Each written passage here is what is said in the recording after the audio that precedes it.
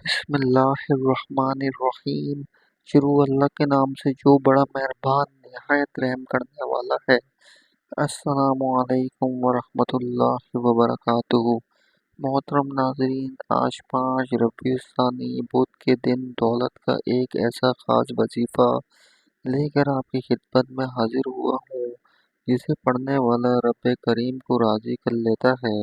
جب اللہ راضی ہو جاتا ہے پھر اللہ سے جو بھی مانگتا ہے اسے مل جاتا ہے۔ یہ وظیفہ جس نے پڑھا، رب کریم نے کبھی کسی کو محتاج نہیں چھوڑا۔ بہت سے لوگ ربیع الثانی کے مہینے کو لاپرواہی میں گزار دیں گے، لیکن یہ نہیں جانتے کہ ربیع الثانی کا مہینہ بھی بڑی قبولیت کا مہینہ ہے۔ اس مہینے میں یقین کامل کے ساتھ مانگی گئی دعائیں اللہ پاک رد نہیں فرماتا۔ جو لوگ کہتے ہیں کہ وظیفے فائدہ نہیں دیتے، میں یہ کامل یقین کے ساتھ پڑھنے والا ہوں، اللہ کو ماننے والا ہوں، وظیفے تو آپ کی نسلوں کو بھی رنگ دیتے ہیں، آپ کے بڑے بال لگا دیتے ہیں۔ دعاؤں میں اتنا اثر ہوتا ہے، دعائیں تقدیر بدل دیتی ہیں، دعائیں حالات بدل دیتی ہیں، دعائیں مشکلات کو ٹال دیتی ہیں، پریشانیوں کو ختم فرما دیتی ہیں۔ اور آج کا یہ وظیفہ نظر بد جادو جنات کا حل ہے۔ آج 5 ربیع الثانی بدھ کا دن، آج قبولیت کی گھڑیاں ہیں۔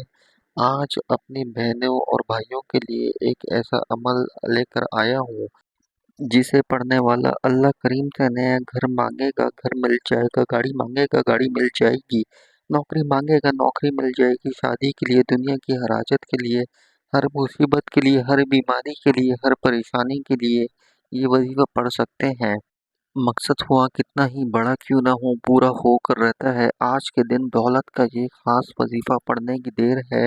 یہ رزق اور دولت جس کے لیے ہم رات دن محنت کرتے ہیں، در در کی ٹھوکریں کھاتے ہیں، بعض اوقات تو لوگوں کی گالیاں بھی سنتے ہیں صرف رزق کی خاطر، اور اللہ نے قرآن مجید میں واضح فرمایا ہے کہ رزاق صرف اللہ کی ذات ہے۔ یہ جانتے ہوئے کہ رزاق اللہ کی ذات ہے، پھر کیوں در در کی ٹھوکریں کھاتے ہو، پھر کیوں لوگوں کے طعنے سنتے ہو، کیوں لوگوں کی محتاجگی برداشت کرتے ہو؟ اللہ رزاق ہے، اللہ مالک ہے، اللہ خالق ہے، ہر وہ شے پر قادر ہے۔ میری آپ سب سے ہاتھ جوڑ کے گزارش ہے، آج 5 ربیع الثانی بدھ کے دن دولت کا وظیفہ کسی صورت مت چھوڑنا، کیونکہ یہ وظیفہ آپ کی نسلوں کو رنگ دے گا، آپ کے گھر سے بے سکونی، بے برکتی کا خاتمہ فرما دے گا۔ یہ وظیفہ اتنا مجرب، اتنا طاقتور ہے کہ اسے پڑھنے والا کبھی کسی کا محتاج نہیں رہتا۔ اب جو شخص کہتا ہے کہ مجھے وظیفوں نے آج تک فائدہ نہیں دیا، تو ان کو آج اپنے سینے کا راز بتانے لگا ہوں۔ توجہ کیجیے گا، وہ سینے کا راز استغفار ہے۔ استغفار پڑھنے سے انسان کے دل کی میل دور ہو جاتی ہے۔ آپ ڈرائیو کر رہے ہیں، چاہے کوئی بھی کام کر رہے ہیں، استغفار اپنی زبان پر لازمی جاری رکھیں۔ ایسی کون سی مشکل ہے، ایسی کون سی پریشانی ہے جو استغفار سے ختم نہیں ہو سکتی؟ اگر آپ ہر وقت زبان پہ استغفر اللہ جاری رکھیں گے تو اللہ کی رحمتیں برکتوں سے مالا مال ہو جائیں گے، اللہ کے خزانوں سے مالا مال ہو جائیں گے۔ اللہ فرماتا ہے کہ جب بھی کسی انسان پر آزمائش آتی ہے، جب بھی کسی پر مشکل وقت آتا ہے، کوئی بیماری آتی ہے، جب کسی کا چلتا کاروبار بند ہونے لگتا ہے، کاروبار ٹھپ ہونے لگتا ہے، حالات تنگ ہونے لگتے ہیں، حالات خراب ہونے لگتے ہیں، کام ہاتھ سے نکلتا ہے، بندے کام خراب ہونے لگتے ہیں، تو سمجھ جائیں کہ اللہ آپ سے ناراض ہو چکا ہے، اور اللہ کی ناراضگی آپ کی تباہی کو دنوں میں آسمان سے زمین پر لے آتی ہے۔ اللہ جس بندے سے ناراض ہو جاتا ہے پھر وہ بندہ وظیفے پڑھ لے، تسبیحات پڑھ لے، نیک اعمال کر لے، راتوں کو جاگ لے، اس سے کوئی بھی فائدہ نہیں ہو سکتا۔ تو اس لیے آپ نے استغفر اللہ کا ورد اپنی زبان پہ جاری رکھنا ہے۔ یہ سینے کا راز آپ کو بتا دیا ہے۔ محترم ناظرین، تو آئیے ناظرین آج کے اس بابرکت عمل کی طرف چلتے ہیں، لیکن اس سے پہلے اگر آپ اس چینل پر نئے ہیں اور آپ نے اس چینل کو ابھی تک سبسکرائب نہیں کیا تو خدا را ابھی اس چینل کو سبسکرائب کر لیں، کیونکہ ایسے بہت سے وظائف، بہت سے اعمال آپ کے حوالے ڈیلی بیسس پر انشاءاللہ کرتا رہوں گا۔ اب عمل کیا ہے، کیسے کرنا ہے، اب عمل آپ نے کیسے پڑھنا ہے، توجہ کیجیے گا۔ آج 5 ربیع الثانی بدھ کا دن پوری رات پورا دن آپ کے پاس موجود ہے۔ آپ کو جب جہاں جیسے وقت مل جائے باوضو مصلی پر بیٹھ کر آپ نے سب سے پہلے ایک بار نبی کریم صلی اللہ علیہ وسلم کی ذات اقدس پر درود پاک پڑھنا ہے۔ درود پاک آپ کوئی سبھی پڑھ سکتے ہیں۔ آپ درود ابراہیمی یاد ہو وہ پڑھ لیں یا پھر مختصر سا درود صلی اللہ علیہ وآلہ وسلم پڑھ لیں یا صلی اللہ علیہ محمد پڑھ لیں، جو بھی آپ کو درود پاک یاد ہو وہ پڑھ لیں، لیکن درود ابراہیمی کی فضیلت سب سے زیادہ بہتر ہے کہ آپ درود ابراہیمی ہی پڑھیں۔ درود ابراہیمی ایک مرتبہ میرے ساتھ بھی پڑھیں تاکہ ثواب حاصل ہو۔ اللہم صلی علی محمد وعلی آل محمد کما صلیت علی ابراہیم وعلی آل ابراہیم انک حمید مجید۔ اللہم بارک علی محمد وعلی آل محمد کما بارکت علی ابراہیم وعلی آل ابراہیم انک حمید مجید۔ درود پاک پڑھنے کے بعد آپ نے اپنے خاص مقصد کی نیت کرنی ہے۔ آپ اپنا ذاتی گھر چاہتے ہیں، گھر مانگ لیں، اولاد کے لیے پریشان ہیں، مقروض ہیں، قرض سے نجات کے لیے پڑھ لیں۔ آج اللہ کریم سے مانگنے وقت تھوڑا سا مانگیے گا۔ اللہ کریم سے وہ مانگیے گا جو آپ کو لگتا ہے کہ کبھی بھی مل نہیں سکتا۔ انشاءاللہ اللہ پاک آپ کی ہر ناممکن حاجت کو مکمل فرمائیں گے۔ اپنے مقصد کی نیت کرتے ساتھ ہی فوری طور پر ایک بار اعوذ باللہ من الشیطان الرجیم بسم اللہ الرحمن الرحیم پڑھ کر وظیفے کا آغاز کرنا ہے، اور سب سے پہلے نمبر پر جو وظیفہ آپ نے پڑھنا ہے وہ وظیفہ سبحان اللہ کا وظیفہ ہے۔ یہ اللہ پاک کا ایک ایسا اسم مبارک ہے جس کا مطلب ہے کہ تمام تعریفیں اللہ ہی کے لیے ہیں اور وہ ساری مخلوقات کا پالنے والا ہے۔ جب آپ سبحان اللہ کا ذکر کرتے ہیں، اللہ کی تعریف بیان کرتے ہیں، اس بات کا اقرار کرتے ہیں کہ بے شک تمام تعریفیں اللہ ہی کے لیے ہیں، تو اللہ فرماتا ہے کہ یہ کون میری تعریف بیان کر رہا ہے، یہ کون میرا ذکر کر رہا ہے۔ فرشتے آپ کا نام پیش کرتے ہیں، اللہ فرماتا ہے میں اس بندے سے راضی ہو جاؤں، یہ بندہ جو مانگتا ہے، جتنا مانگتا ہے عطا کر دو۔ آپ نے سبحان اللہ کو کیسے پڑھنا ہے اور کتنی بار پڑھنا ہے یہ ملاحظہ فرمائیے گا۔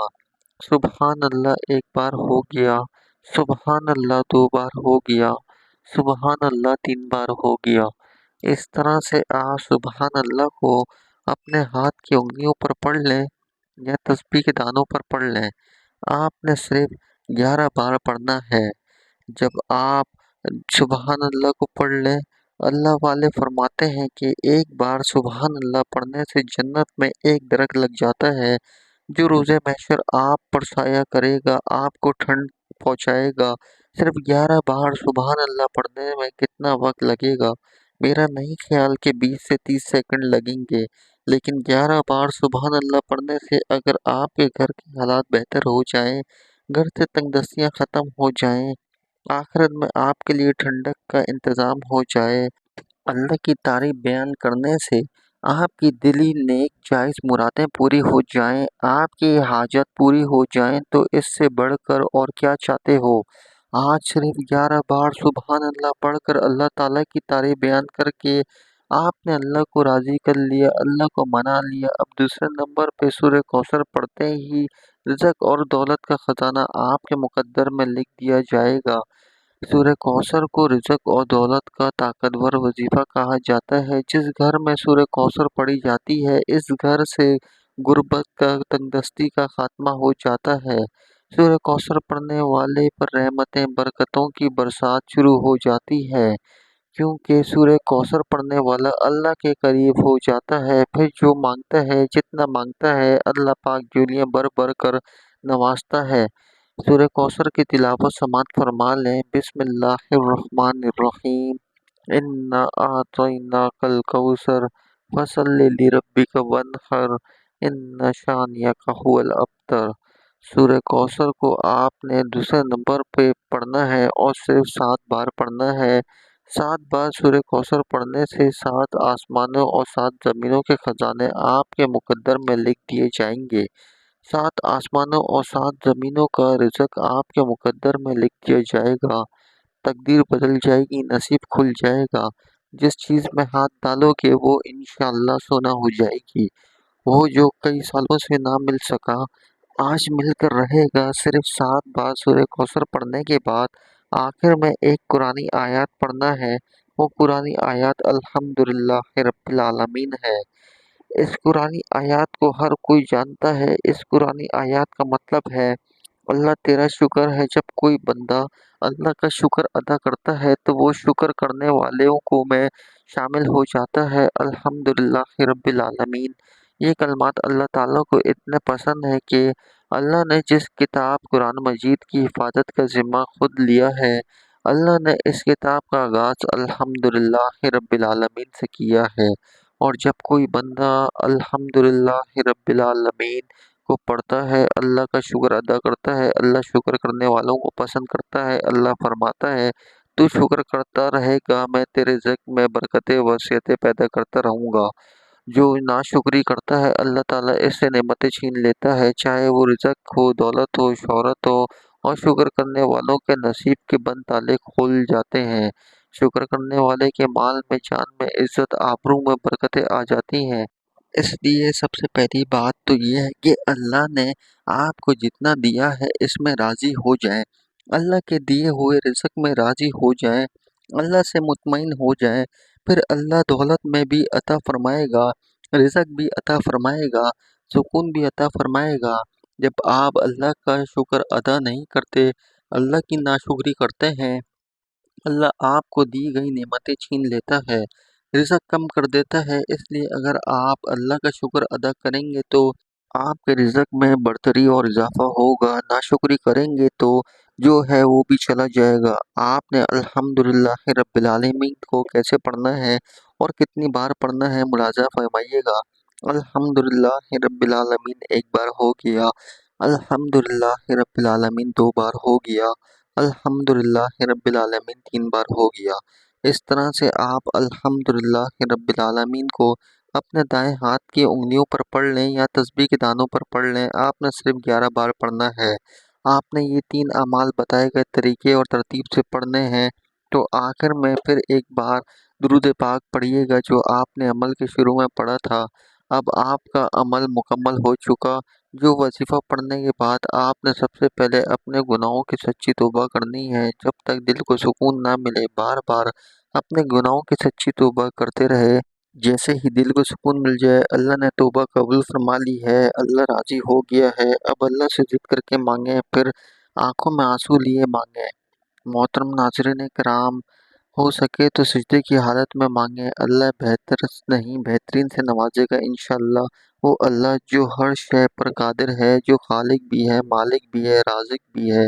मोहतरम नाज़रीन कराम, मेरा यकीन है कि इंसान सिजदे की हालत में अल्लाह के करीब होता है और अल्लाह से जो भी मांगता है, अल्लाह पाक हर हाजत को पूरा फरमाता है, हर मुश्किल को ख़त्म फरमाता है, हर तंगदस्ती को दूर फरमाता है।